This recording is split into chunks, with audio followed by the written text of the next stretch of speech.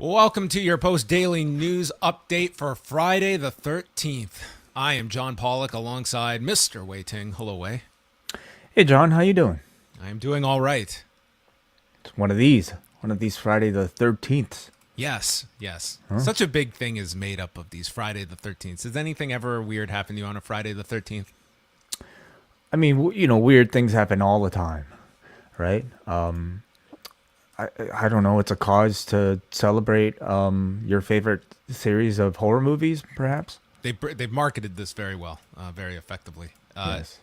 The Maple Leafs are going to Game 7, so the NHL playoffs will be coming to an end for the Toronto Maple Leafs, I assume, on Saturday night, because that's way too much pressure for this team. I don't feel good about Saturday night.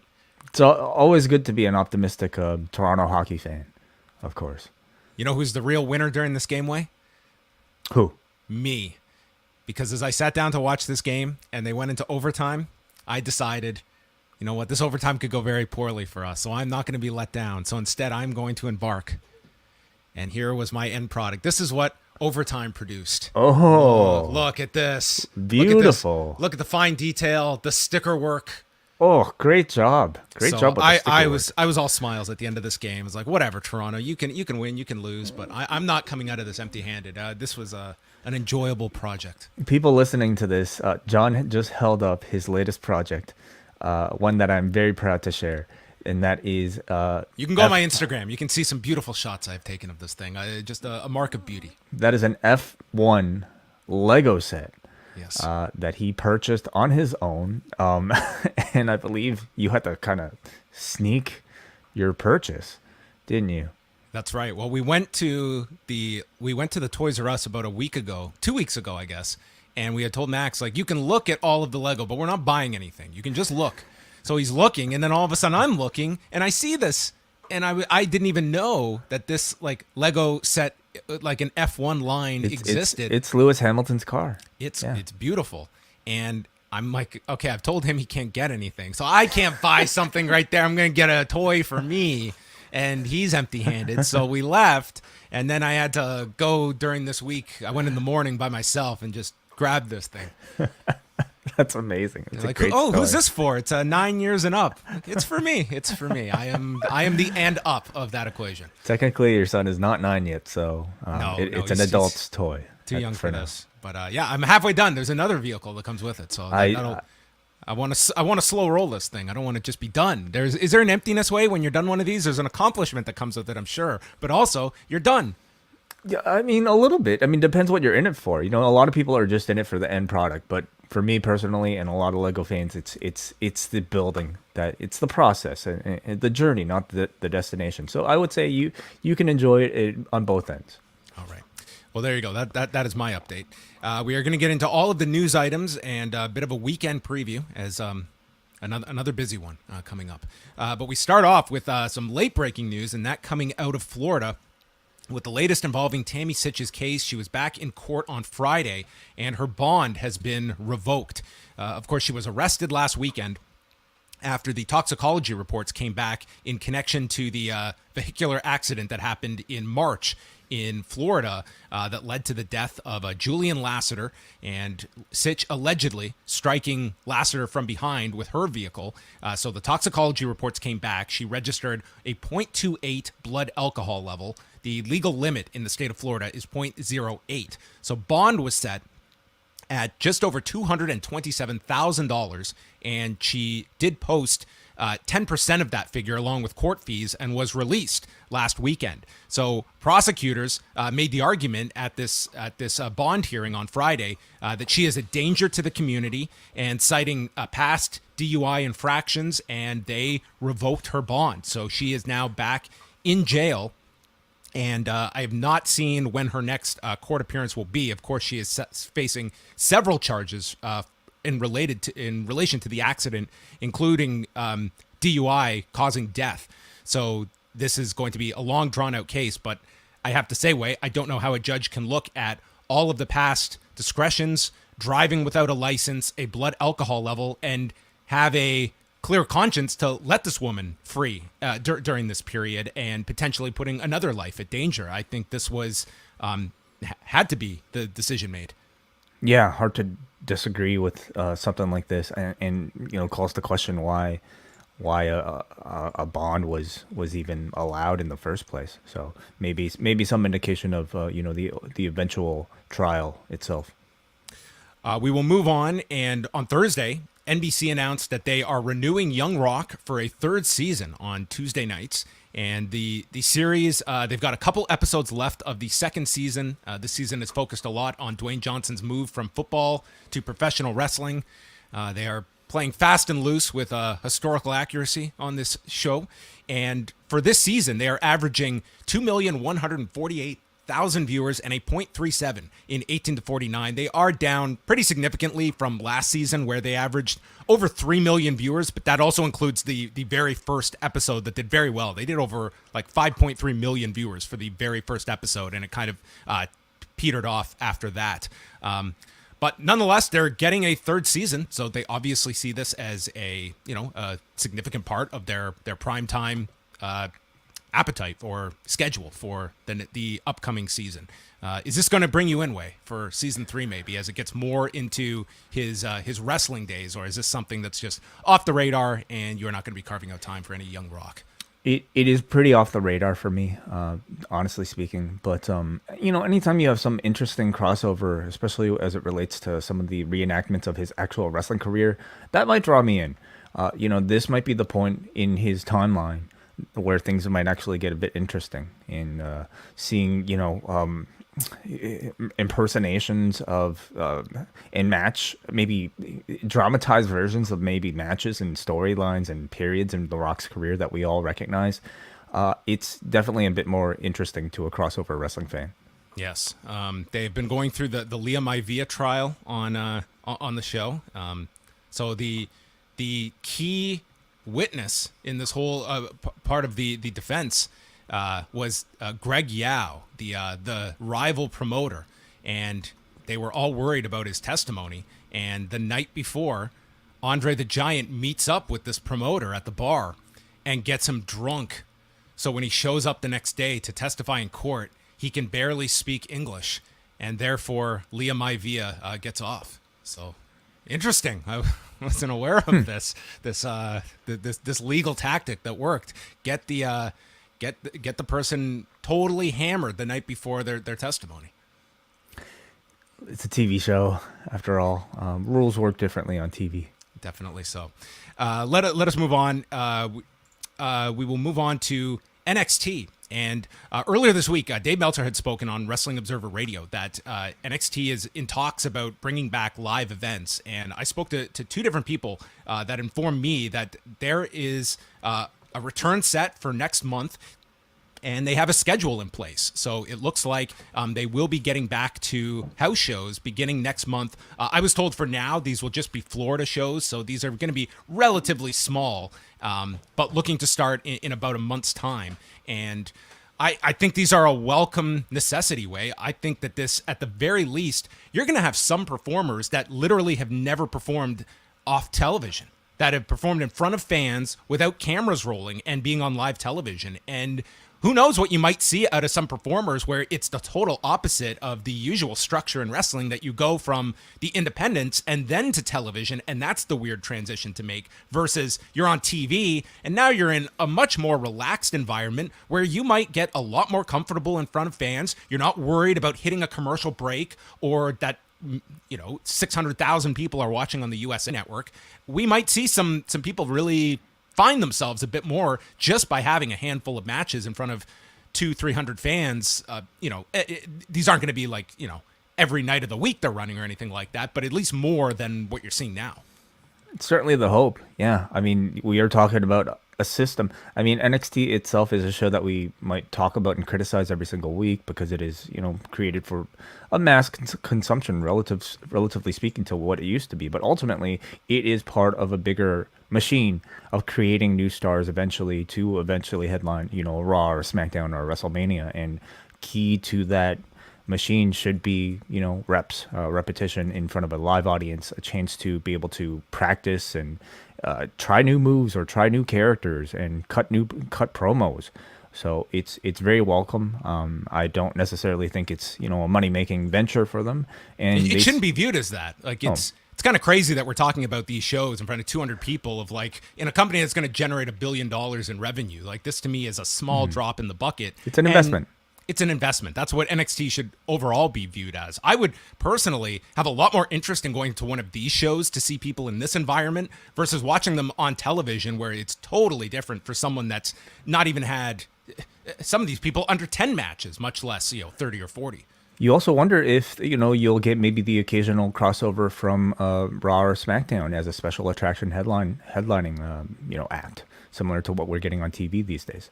Anyway, so it looks like a small return to live events expected to begin next month. Dynamite on Wednesday night did 840,000 viewers and a .33 in the 18 to 49 demographic, 430,000 that translates to. They were fifth for the night behind the NBA games and subsequent coverage and Real Housewives of Beverly Hills. That's what I would have been watching if it wasn't for AEW. Interesting, yeah. Those shows are. Who are the I've never seen I one of haven't these shows. either. I couldn't tell you anything about Real Housewives. Are they housewives of like notable celebrities? Is that the gimmick? That would be the hope, yeah, that you were getting people of significant stature. But I cannot give you a report on Bravo's programming on Wednesday night. But of course, well behind the NBA. But we're seeing there they beat the NHL on Wednesday night, and outside of Real Housewives, beating everything else non-NBA related for the evening, and sort of in line with what they've been doing. This was up over the past 2 weeks. So as they get deeper into the playoffs, I think you're just trying to maintain this level. And I would say a top 5 finish on cable on a Wednesday night, you're taking that as a victory, much like I would for Raw on Monday night, where they finished with a pretty good number coming off of Backlash. Yeah, you have to think still, positive results and a coveted product under the new Warner Media banner.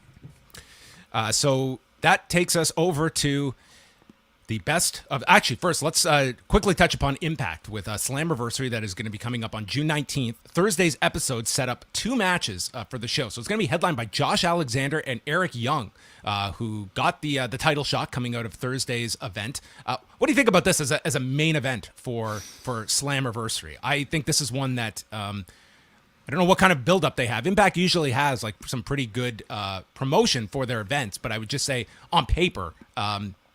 this is one that I see as a tough one to grab people. As somebody who's not following the week-to-week Impact product but is checking out, like highlight matches that people have been talking about after the fact. I mean, just watched Alexander versus Ishii, which was awesome. Is a match of the year contender, absolutely. So, if that is sort of the goal to leading up to or coming out of these events to attract maybe somebody like me, no, this doesn't inspire much. I can't really say much about, the story. Maybe this is just one of those where you have to watch the show in order to get more invested into it. But this is a part of Josh Alexander's run so far, and how many times can you get into Tomohiro Ishii to be attached to your show?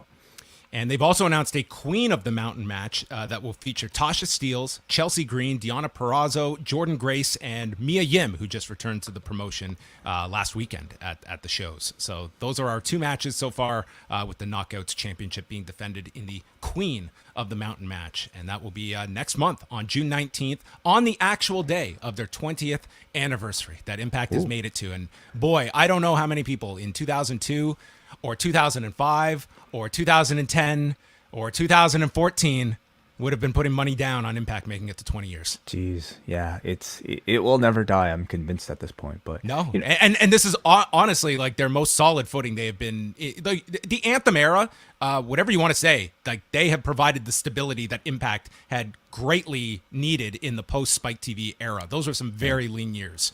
Yeah, totally. As far as Slammiversary goes, I mean, I'm a bit more interested in the Queen of the Mountain match. Honestly, it's a very good looking women's roster that they continue to have, and this might be more of the novelty, and it might be more of a significant event to promote. On Saturday night, New Japan is going to present Capital Collision in Washington, D.C., and we won't go through all of the matches, but the main ones here, including the four-way match with Hiroshi Tanahashi defending his recently won United States Championship against Jon Moxley, Juice Robinson, and Will Ospreay. So this, it had been set up as Tanahashi and Moxley, and who knows how much this was adjusted after Ospreay was removed from Wrestling Dontaku. But this, it gives you at least the leniency that you could flip the title without having Moxley take a fall or Tanahashi take a fall, and maybe Robinson is in there for that reason. But who do you see coming out of this as champion, Way? Because this will probably have repercussions for Forbidden Door. Yeah, absolutely. I think it's a really good question and a really interesting way that they either purposely or inadvertently got to this four-way where everybody somehow has a bit of a claim to the championship. I think Tanahashi being so fresh in his run is probably more likely to retain and might get a rematch against one of these. Well, I mean, thinking about it, like it would be somebody on the AEW roster. Maybe that's when you do the Moxley singles match, at Forbidden Door. So I can see him pinning Juice, perhaps, maybe, to retain. But I think Tanahashi escapes with the title. They've also announced Kazuchika Okada and Trent Beretta against Jay White and Hikuleo. Eddie Kingston taking on Tomohiro Ishii, and Minoru Suzuki against Brody King. Those are kind of the big matches, I would say, on the show. But overall, this looks like a very strong card on Saturday. And I'll be curious to see, like you would think, Way, that you would at least get some angle shot on this show to direct you to where you're going. The problem is, like, AEW has their pay-per-view to build to. New Japan still has Dominion, but I think you can at least plant the seeds for a couple of those programs that you want to materialize over the next month or so until Forbidden Door. Yeah, I would say it's very much a precursor to both of those events coming up between Dominion and Forbidden Door. But in particular, all your top matches feature some form of AEW component attached to them. So I would not be surprised at all if, you get a lot more AEW presence than what's even advertised on this show. It's, for maybe at this point, a North American New Japan Pro Wrestling fan. I mean, that is a show that is on the schedule that I think has the most interest. So I think it'd be smart for both companies to use this opportunity to draw some awareness to both Capital Collision and those shows coming up. But it's a good looking show, man. In particular, I think Tomohiro Ishii versus Eddie Kingston Ishii is just racking them up right now, rather quietly, I would say, between all the different promotions, just these incredible matches. And this one is almost poised to be what is advertised in this description as sort of a battle between Strong Style and King's Road. So I'm very curious to see what Eddie Kingston brings to the table here. Yes, and maybe we'll see a burning hammer from the man whose face was just burned, because he's got to sell the injury. That's a good call. Yeah, this will be his return to action. Did they respect the storyline? I mean, they have to. They have to. Essentially They have the to. Same. Yeah, so I'm sure he's going to have the makeup all over him for this. You have to do that. The question will be, Way, does this card, how does it serve as counter programming to Game 7 of the Leafs and Lightning? The Leafs might have me if they make it to overtime again. That's pretty much the only time I might watch. But besides that, I might have a bit more interest in this New Japan show. All right. And then the Super Juniors will be starting several hours after that on Sunday morning. And this will be running until early June. And our opening night will feature Taiji Ishimori taking on Yo, Ryusuke Taguchi against Hiromu Takahashi, Sho against Francesco Akira, which I'm really looking forward to seeing Akira have a big kind of introduction to the New Japan audience in this tournament. Yoshinobu Kanemaru against Alex Zane. Zane is another interesting name to watch in this. Ace Austin against Clark Connors. And those will be all of the A block matches that are taking place on the first night. And then they continue on Monday, I believe, which will have B block matches. But I like this field. It's quite a range of different talents. And I would say, a lot of focus on Wheeler Yuta as well, to see how he is booked in this tournament as AEW's lone representative. Definitely, absolutely, yeah. I mean, I think for me personally, I think maybe for a lot of people who are maybe more interested, again, from a North American perspective, B Block tends to look a bit more unique with people like Wheeler Yuta in there.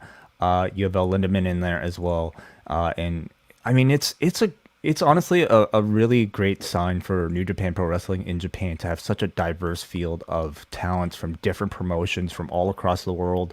And of course, it's a great sign for the G1 to come when you just have such a unique mix and a lot of fresh matchups between their New Japan Strong talent and, you know, their existing New Japan talent, of course, but just everybody else. So it'll be a really fresh, I would say, look at, you know, what for a New Japan for a Japanese-based audience.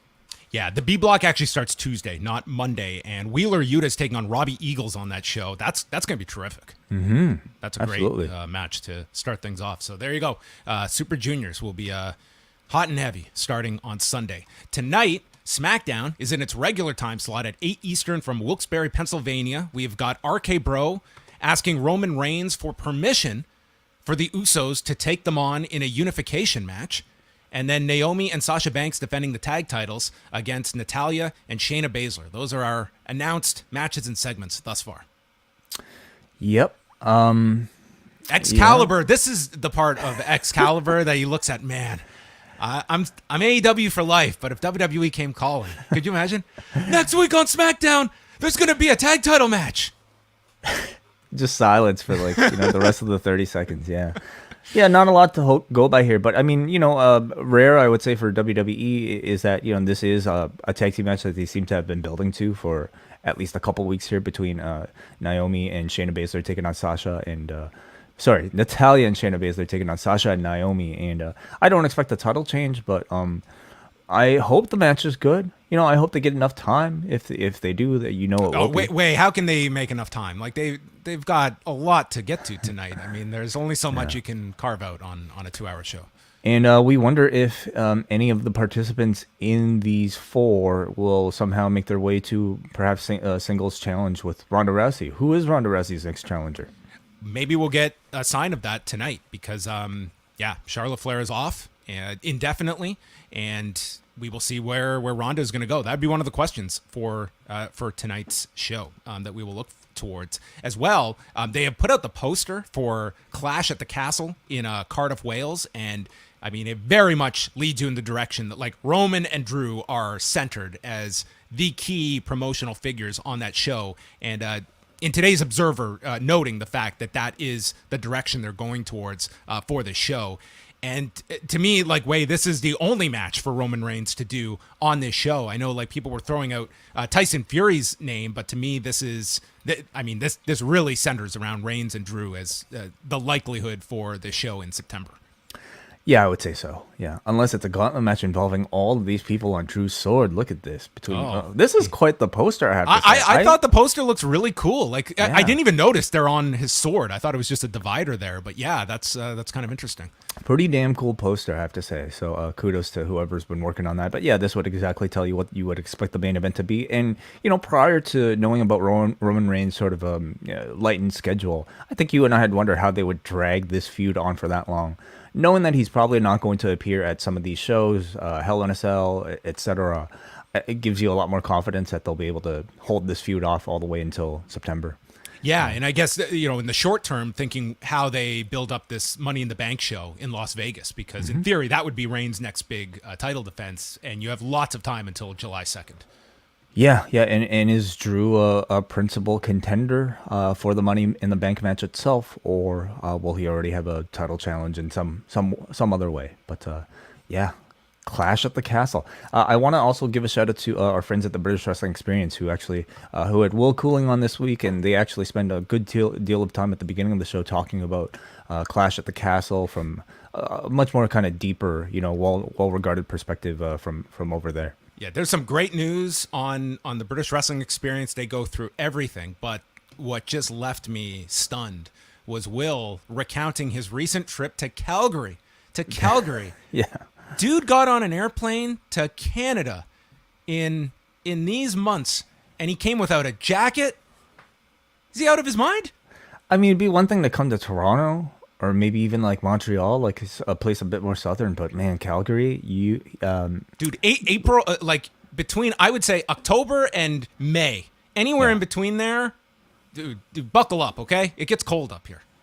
Lesson learned, I would hope. Yeah. Yes. I remember actually once when Ryan Bennett and Frank Trigg came up here from California. Same deal. They didn't bring jackets here, and it was like the middle of winter. Like some people just they don't realize. Californians don't really own jackets, I would assume. At least nothing for I mean, if Canadian you were weather. like today's weather, for instance, if you had this year round, you'd probably just believe that everywhere's like this after a while. It was as hot here as it was in California when I was there. Yeah, today. Toronto's kind of hard to predict, especially in these months. So as we wrap up this show, we're going to have to cut this short because Rampage is going to be starting soon. We've got a 5:30 Eastern start time today with the taped show from Wednesday night on Long Island. We have Scorpio Sky defending the TNT Championship against Frankie Kazarian.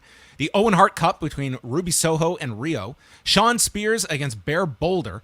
The Death Triangle, Penta Oscuro, Ray Phoenix, and Pac taking on the Butcher, the Blade, and Mark Quinn. And the Baddies, we will hear from them on the show tonight. So, yeah, full edition of Rampage coming up this afternoon.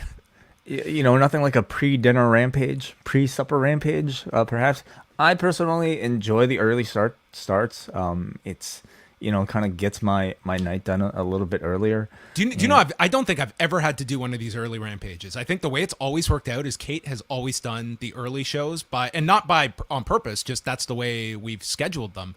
So today, this will be a challenge for me. There's no way I can watch this live at 5:30. So I better be able to find means to this episode. The good thing is it's SmackDown. I could start SmackDown probably by like 8:45, and I'll have no problem finishing it in time. So tune in tonight to find out if I'm successful. I think you'll have a decent time. I don't think you'll have much issue. But yeah, I mean, I wouldn't necessarily say this is a show that they're throwing in the towel on at all. I mean, I think Sky versus Kazarian is a match that they have spent time building to. Ruby Soho versus Riho might be for many people interesting, as part of the women's bracket. And Death Triangle, they're always fun to watch. So it's not going to be a type of Rampage that I think will draw people in to break their schedules to watch at 5:30. But I anticipate it being an enjoyable viewing nonetheless. One final note, earlier today, Conrad Thompson announcing the return of Starcast, but it's not going to be in conjunction with an AEW show. Instead, it will be taking place July 29th to 31st over SummerSlam weekend at the Nashville Fairgrounds in Tennessee. So this is the return of Starcast. They have not done a convention since before the pandemic. They did their last one in November of 2019. We were at the very first Starcast over All In weekend. But this, just announced this morning. It'll be airing on Fight, and they will be rolling out names and panel discussions coming up. But if you've never been to one of these, the one we got to attend, it was a lot of fun to see this, and they...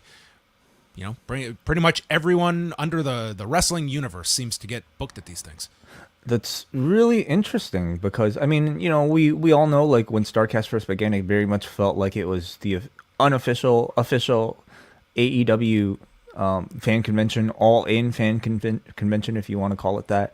And AEW, I think, has since maybe started to do a lot more of their own wraparound events and fan conventions and whatnot. So... But, doing it around SummerSlam is interesting because I suppose WWE will probably still have their own sort of access. And I suppose this sort of takes the place of, everybody outside of the WWE getting to be a part of, some autograph signings or appearances or whatnot. Yeah. So it'll be interesting to see all the rollouts and who is attached to that. But there you go. That was the latest announcement coming out this morning. Wai and I are going to be back tonight, 10 p.m. Eastern time for members at postwrestlingcafe.com. We will be live. We will be taking your calls and going through Rampage and SmackDown. So call in, chat, discuss, or just linger, hide in the background. That's cool too. We welcome lingering, absolutely, in the cafe. Quick note. This weekend, we have the next edition of the Long Winding Royal Road with WH Park and Benno, who unfortunately was missing on the British Wrestling Experience, but you will get plenty of your Benno as they review Stan Hansen versus Big Van Vader. Oh, my God. Yeah, so if you follow... Nothing like a Saturday morning than waking up to watch Stan Hansen and Vader. Absolutely. Yeah, if you go to WH Park 9, follow that man, of course. You can find the link to the match itself and get prepped for Saturday morning. All right, check it out. Long and Winding Royal Road, always a fun time with WH Park. And then Sunday, we've got WrestleNomics Radio with Brandon and Chris, another Always a week where there's plenty of WrestleNomics activity happening in the world, and then they bring it all together at the end of the week to make sense of it all. So check out all of that at postwrestling.com. You can support the site at postwrestlingcafe.com. Multiple bonus shows. Next week, Rewind Away, we're going to be chatting Thursday, Raw Thursday. And maybe you can keep count of how many times they state Thursday, Raw Thursday on this broadcast. My God, were they hammering that branding home to you in 1997. Well, I guess effective because a choice chosen by our executive producer, Neil Flanagan, some 20-something years later. So memorable, at least. There you go. All right, that's going to wrap it up. Thank you for tuning in to your Post Daily News Show.